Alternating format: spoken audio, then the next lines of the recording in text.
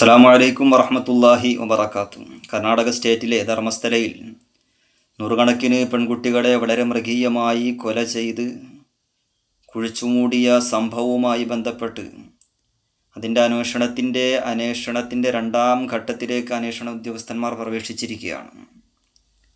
അതിലെല്ലാ വിഭാഗത്തിൽപ്പെട്ട പെൺകുട്ടികളുമുണ്ട് എന്നാണ് ശുചീകരണ തൊഴിലാളി അന്വേഷണ ഉദ്യോഗസ്ഥന്മാർക്ക് മുമ്പാകെ വെളിപ്പെടുത്തിയത്. വാസ്തവത്തിൽ അതിലേറ്റവും കൂടുതൽ കൊല ചെയ്യപ്പെട്ടത് ഹിന്ദു സമുദായത്തിൽപ്പെട്ട പെൺകുട്ടികളാണ് എന്നും കണക്കുകൾ പറയുന്നുണ്ട്. അപ്പം ഞാൻ ആലോചിക്കുകയാണ്, എന്തിനും ഏതിനും നമ്മുടെ നാട്ടിൽ ഹിന്ദു ഉണരണമെന്നും പറഞ്ഞൊരു വിഭാഗം വരാറുണ്ട്. ഹിന്ദുവിനെ ഉണർത്താൻ നടക്കുന്ന ഒരു വിഭാഗം. ഞാൻ ആലോചിക്കുകയാണ്, അവരൊന്നും ഈ വഴിക്ക് കണ്ടില്ല. നിങ്ങളാരെങ്കിലും കണ്ടായിരുന്നോ അവരെ? ഇല്ല, കണ്ടു കാണൂല. കാരണം വലിയ ഉന്നത കുലജാതരൊക്കെയാണ് ഇവർ ഇതിനെതിരെ പ്രതിഷേധിക്കും. ഇതിപ്പോൾ ഏതോ കുറേ പാവപ്പെട്ടവരാണല്ലോ. ഇപ്പോൾ വാർത്താമാധ്യമങ്ങൾ ഒന്നാകെ ഈ വിഷയം 3 ആഴ്ചക്ക് മുമ്പ് ഇങ്ങനെ റിപ്പോർട്ട് ചെയ്യുമ്പോൾ എല്ലാ വാർത്താമാധ്യമങ്ങളും വാർത്താ ചാനലുകളും ഈ വിഷയത്തിൻ്റെ ഗൗരവം മനസ്സിലാക്കിയിട്ട് തന്നെ അതിങ്ങനെ സംപ്രേഷണം ചെയ്യുമ്പോൾ ജനൻ TV ആ സമയത്ത് സംപ്രേഷണം ചെയ്തുകൊണ്ടിരുന്നത് ഏതോ സംഗണിയുടെ പാചക കസരത്തായിരുന്നു. അപ്പം ഇത്തരം കാര്യങ്ങൾക്കെതിരെ, ഇത്തരം നികൃഷ്ടമായ നീചവൃത്തികൾക്കെതിരെ അവർ പ്രതികരിക്കില്ല എന്ന് പറയാൻ കാരണം അങ്ങനെ പ്രതികരിച്ചൊരു പാരമ്പര്യം അവർക്കില്ല. നമ്മുടെ രാജ്യത്ത് തന്നെയാണല്ലോ ആസിഫ എന്ന പൊന്നുമോളെ വളരെ മൃഗീയമായൊരു ക്ഷേത്രത്തിൻ്റെ അകത്ത് വെച്ചാണ് ബലാത്സംഗം ചെയ്തു കൊന്നത്. അവസാനം പ്രതികളെ അറസ്റ്റ് ചെയ്തു കൊണ്ടുപോയ പ്രതികളെ വിട്ടുതരണമെന്ന് ആവശ്യപ്പെട്ടുകൊണ്ട് കേരളത്തിൽ അടക്കം ഈ വിഭാഗങ്ങൾ സമരം നടത്തിയത് നാം അന്ന് പത്രമാധ്യമങ്ങളിലൂടെയും സോഷ്യൽ മീഡിയയിലൂടെയൊക്കെ നമ്മൾ കണ്ടതാണ്.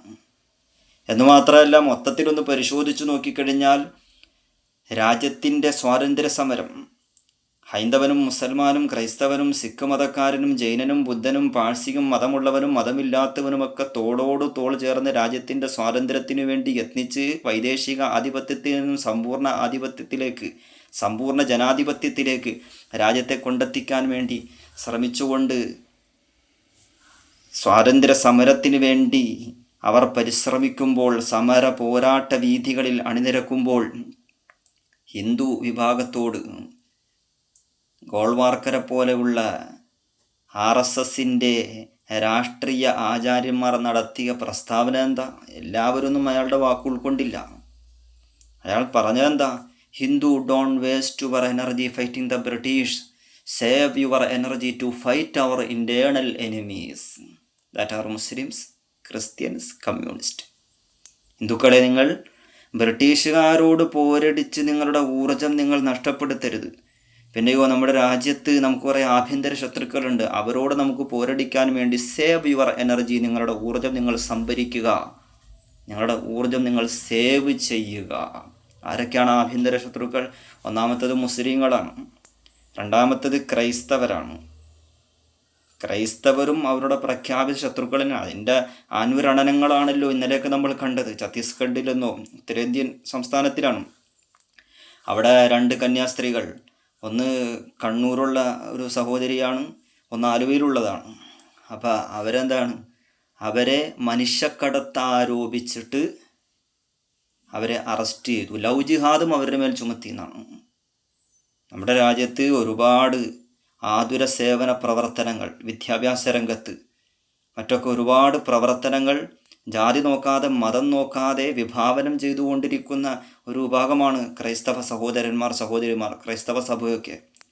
അപ്പോൾ അവരെ പോലും ഇന്ന് വിടുന്നില്ല എന്ന് പറയുമ്പോൾ അവരെ പോലും ഇന്ന് അറസ്റ്റ് ചെയ്തേക്കാണ്. അതുകൊണ്ട് തന്നെ ഇന്നിപ്പോൾ സഭ നടത്തിയൊരു പ്രഖ്യാപനം, ഉത്തരേന്ത്യൻ സംസ്ഥാനങ്ങളിലൂടെ യാത്രകളിൽ സഭാവസ്ത്രം ഉപേക്ഷിക്കണമെന്നാണ്. നമുക്കത് സുരക്ഷിതത്വമല്ല, ഒരു സുരക്ഷിതത്വം അവിടെ ഇല്ല എന്നാണ് അതിലൂടെയൊക്കെ കൃത്യമായി നമ്മെ ബോധ്യപ്പെടുത്തുന്നത്. അപ്പം അത്രമേൽ വാസ്തവത്തിൽ ഈ പ്രഖ്യാപിത ശത്രുക്കളിൽ 2ാം വിഭാഗക്കാരാണ് ക്രൈസ്തവരാണ്. ഇതിപ്പോൾ ആരല്ല എന്ന് പറഞ്ഞാലും PC ജോർജ് RSSനെ എത്രമേൽ വാരി പുണർന്നാലും, പാലാ ബിഷപ്പിനെ പോലെയുള്ള, കെവിൻ പീറ്ററെ പോലെയുള്ള, കരിമ്പിങ്കാലെ പോലെയുള്ള ആളുകൾ അവർ അത്രമേൽ കെട്ടിപ്പിടിച്ച് ആലിംഗനം ചെയ്താലും അവർ യഥാർത്ഥത്തിൽ നിങ്ങളെ ശത്രുപക്ഷത്ത് തന്നെയാണ് നിർത്തിയിരിക്കുന്നത്. അതുകൊണ്ട് അവരുടെ കൊള്ളരുതായ്മകൾക്കെതിരെ, അവരുടെ സ്വേച്ഛാധിപത്യ നിലപാടുകൾക്കെതിരെ പോരടിക്കാൻ ഒന്നായി നിൽക്കേണ്ട സമയം അതിക്രമിച്ചുവെന്ന് സാന്ദർഭികമായി സൂചിപ്പിക്കുകയാണ്. അല്ലേ? രാജ്യത്ത് പല നിയമങ്ങളും പല കരിനിയമങ്ങളും ഇസ്ലാമിക സമുദായത്തിനെതിരെ വന്നു. പൗരത്വ നിയമം വന്നു, അതുപോലെ തന്നെ ഏക സിവിൽ കോഡ്, വഖഫ് ഭേദഗതി ബില്ലുമായി ബന്ധപ്പെട്ട നിയമം, ഈ നിയമങ്ങളൊക്കെ വന്നപ്പോൾ ഇവിടെയുള്ള ക്രിസംഖ്യകൾ വിചാരിച്ചത് എന്താണ്, ഈ മുസ്ലിങ്ങളെ മാത്രം ബാധിക്കുള്ളൂ എന്നാണ്. അതുകൊണ്ട് കൈകൊട്ടി പൊട്ടിച്ചിരിച്ചു ചില ആളുകൾ. ഇത്തരം നിയമങ്ങളെ സപ്പോർട്ട് ചെയ്യണമെന്ന് പറഞ്ഞ് ലേഖനങ്ങൾ എഴുതി, പ്രഭാഷണങ്ങൾ നടത്തി, യൂട്യൂബിൽ വന്നിട്ട് ചലച്ചു. അവസാനം എന്ത് സംഭവിച്ചു? അപ്പം അവർക്കും അവരെ നേരെ തിരിയുന്ന കാഴ്ചയല്ലേ നമ്മൾ കണ്ടുകൊണ്ടിരിക്കുന്നത്.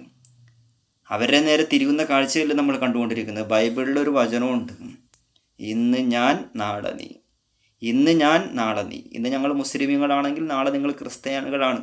ഇന്ന് ഞങ്ങൾ മുസ്ലിമീങ്ങളാണെങ്കിൽ നാളെ നിങ്ങൾ ദളിതന്മാർക്കെതിരെയായിരിക്കും അവർ വരിക. എല്ലാ വിഭാഗത്തെയും അവർ വേട്ടയാടും. കാരണം സവർണ ബ്രാഹ്മണ മേധാവിത്വത്തിൽ അധിഷ്ഠിതമായ ബ്രാഹ്മണ രാജ്യത്തിൻ്റെ സംസ്ഥാപനത്തിലേക്കാണ് അവർ കരുനീക്കം നടത്തിക്കൊണ്ടിരിക്കുന്നത്, കളമൊരുക്കം നടത്തിക്കൊണ്ടിരിക്കുന്നത്. അതുകൊണ്ട് ഇവിടെ നമുക്ക് ചെയ്യാൻ കഴിയുന്നത് എന്താ? ഇത്തരം അവരുടെ വർഗീയ നിലപാടുകൾക്കെതിരെ, തീവ്ര സമീപനങ്ങൾക്കെതിരെ ഒരു മെയ്യായി, ഒരു മനസ്സായി, വളരെ കൃത്യമായി ചടുലമായി മുന്നോട്ട് നീങ്ങാൻ നമുക്ക് കഴിയണം. അവർക്കെതിരെ പ്രതിരോധത്തിൻ്റെ വലിയ ശക്തിയായി നാം വളർന്നു വരണം എന്ന് മാത്രമാണ്, അതിനുവേണ്ടി ഐക്യപ്പെട്ട് നമുക്ക് നിൽക്കാൻ കഴിയണമെന്ന് മാത്രമാണ് സൂചിപ്പിക്കാനുള്ളത്.